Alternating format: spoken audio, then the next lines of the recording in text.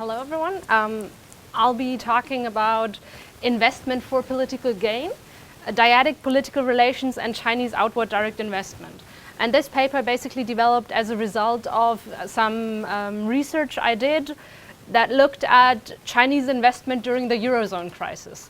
And one of the things that we found, and something that we kind of keep coming back to in this discussion as well, is that there seems to be a lot of discussion around whether China invests in countries that will then give it something politically.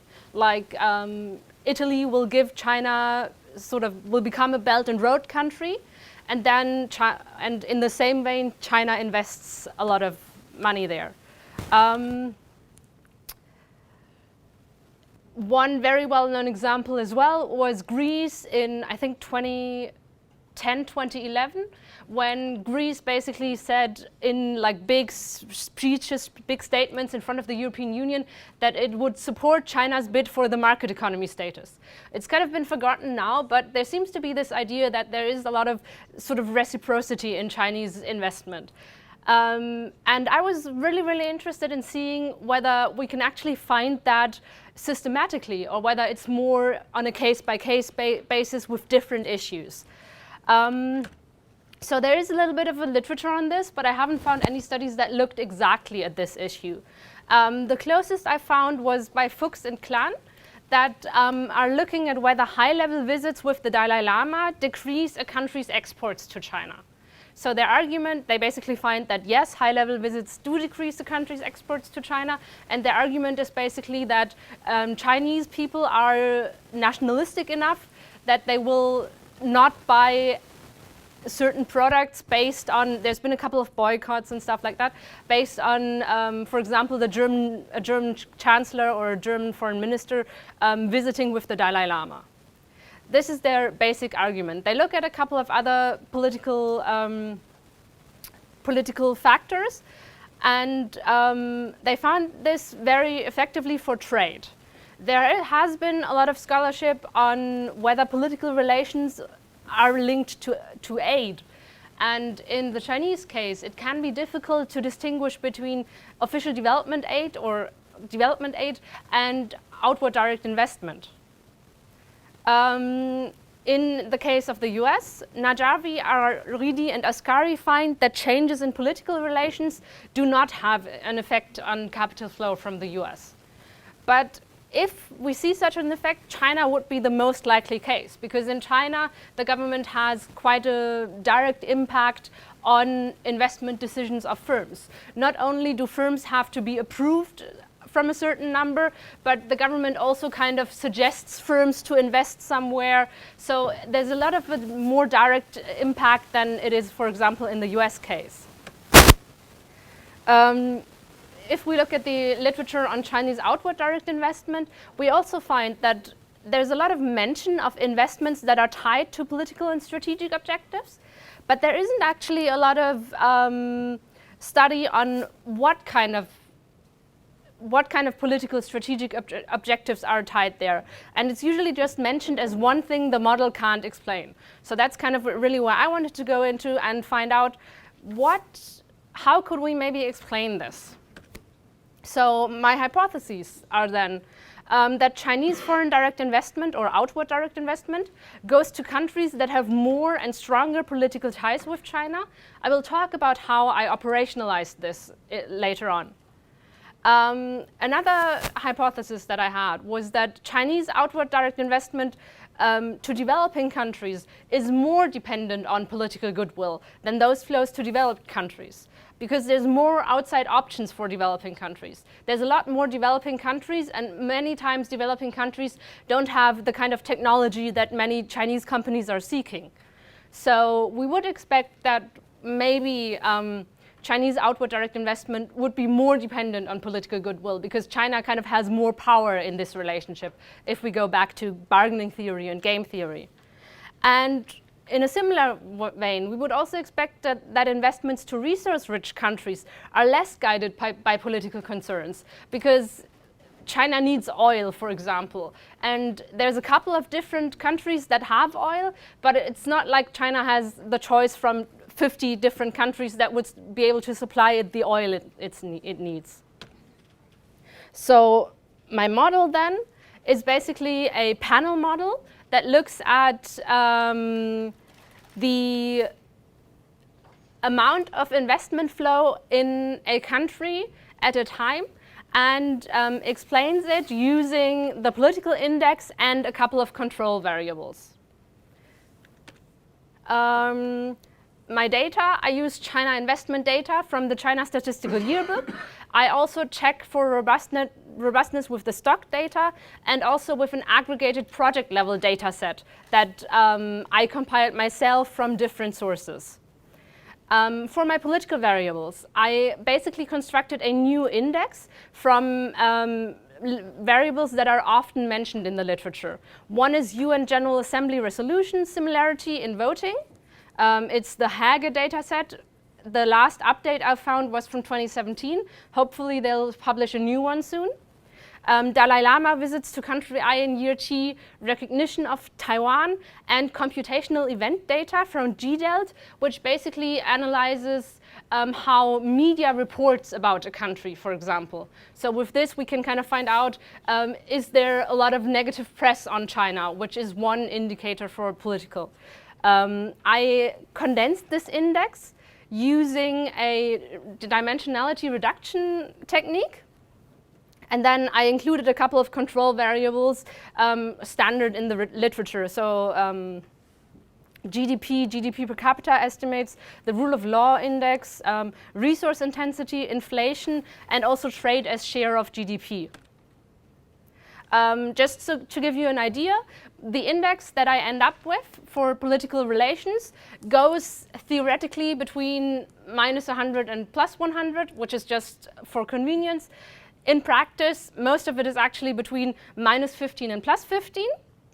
And we can see sort of a time trend for many of the countries that we look at. And I think for most of us, it might not be as surprising that some of these relations that we've talked about have gotten worse in recent years. So basically since 2013, 2014, we've had more tensions in many bilateral relations with China. Okay, what are my preliminary results? And this is very much work in progress, so if you have suggestions, comments, I would be very grateful. First, in the full panel, we have the expected signs, but we do have very low magnitudes, which isn't very surprising considering I am looking at the log of the investment flow data. This kind of confirms hypothesis 1, and I actually do have very high significance levels. I have the results later on if you want to see them in detail. For developing countries, the political index is significant, but the interaction between low income and political index is positive. But if we include lower middle income countries, then it becomes insignificant. This suggests that there's an S-shaped curve. So political relations are most significant for emerging countries and least developed countries, which might kind of make the point that we do have this idea of in relationships where China is feeling like a strong partner, so with least developed countries and emerging economies, it flexes its muscles a little more, whereas in relations where it feels a little less powerful, so to speak, it is less able to do so. Resource endowment doesn't seem to be important at all in the sample. There doesn't seem to be a difference between countries with a high level of resource intensity and countries without a high level of resource intensity. This is kind of a little puzzling to me, to be honest. Maybe some of you have some thoughts about this. So this paper basically states that good diplomatic ties or Dyadic political agreement does lead to more FDI from China. It is trying to quantify the effect for developing and developed countries. And first of all, what this suggests is that in the future, whenever we study Chinese outward direct investment, we should include some sort of measures of political relations. what we should look at in the future is investments from other emerging economies, especially India. There has been some interesting research that looked at the trade issue with China and India in comparison. So doing this for the investment issue might be very interesting. So the project level database that I have currently should allow us to disaggregate this data into private versus state-owned investments as much as we can, of course, which would help us kind of make it more clear and possibly better. We would assume that state-owned investments are more politically guided than private investments. Then, of course, also brownfield versus greenfield. And I do have this big issue that the causality is not sufficiently answered in this study. It is reasonable to suggest that political relations become good because China invests in the country, or China invests in the country because political relations are good. It's very difficult to tease these two apart, and that's what I'm hoping to do in the future. Thank you very much. If you have any questions, any feedback, I'm here. Also, you can send me an email, add me on Twitter, whatever. Thank you.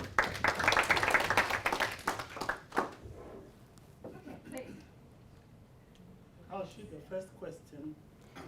You said that Chinese investment flows into developing countries is very much dependent on political goodwill. What do you mean by that?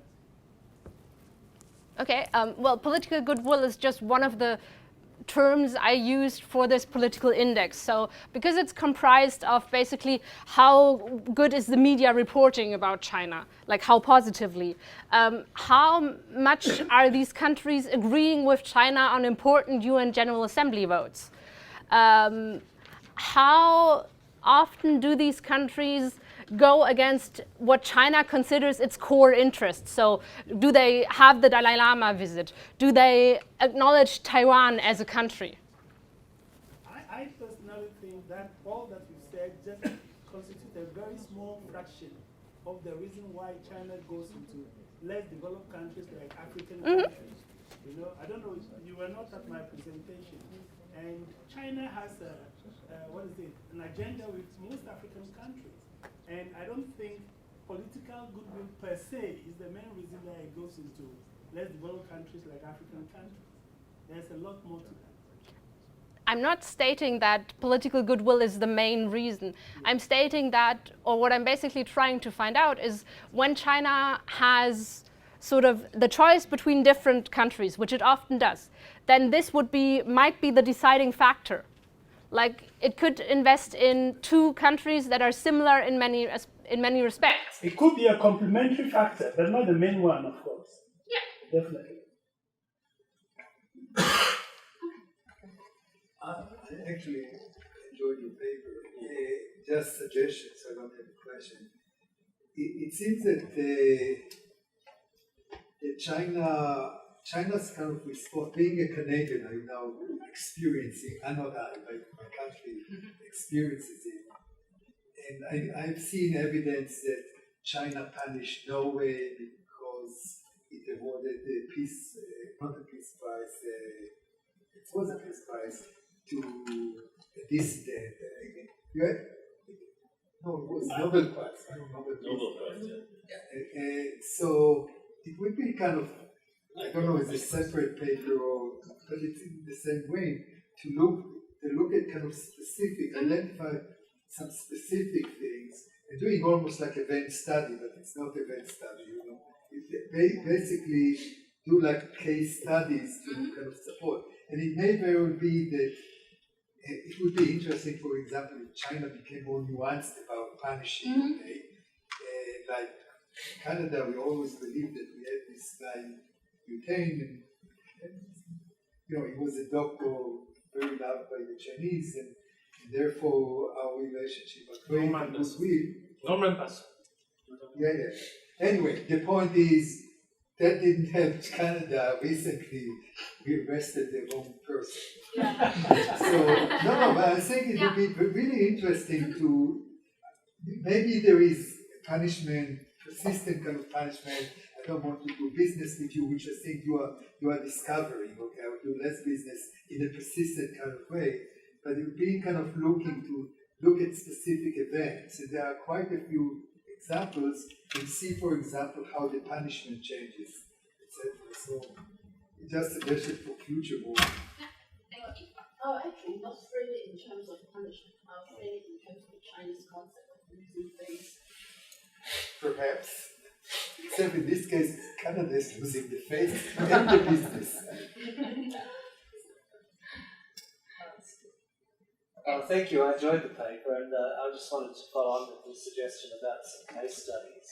I mean, one that comes to my mind is Hungary, because I'm living there at the moment, and the narrative in the European Union about Hungary's relationship is that Hungary, since Viktor Orban was elected, Viktor Orban's a Trump-like populist liberal leader in Hungary, and he has developed this very close relationship with China. So he signed up to the Belt and Road Initiative, first country in Europe, and set up this 16+1 initiative and all kinds of initiatives between China and Hungary.